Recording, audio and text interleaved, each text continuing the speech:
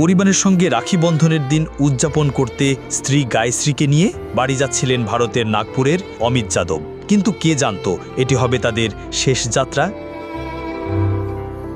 ঘাতক ট্রাক রাস্তায় কেড়ে নিল সহধর্মিনীর প্রাণ। স্ত্রীকে বাঁচাতে চিৎকার করেছেন, কিন্তু পাননি কোনো সাহায্য। অগত্যা নিথর দেহটিকে নিজের মোটরসাইকেলের সঙ্গে বেঁধে নিজ বাড়ির দিকে উন্মাদের মতো ছুটেছেন স্বামী অমিত যাদব। নাগপুর জব্বলপুর মহাসড়কে দেখা গেছে এই হৃদয় বিদারক দৃশ্য। পুলিশ জানায়, গায়ত্রীকে চাপা দেওয়ার পর ঘটনাস্থল থেকে দ্রুত পালিয়ে যায় ট্রাকটি।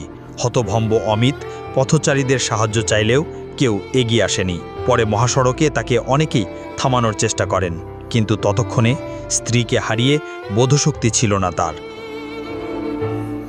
পরবর্তীতে হাইওয়ে পুলিশ অমিতকে থামান এবং ময়না তদন্তের জন্য ইন্দিরা গান্ধী মেডিকেল কলেজ হাসপাতালে পাঠান।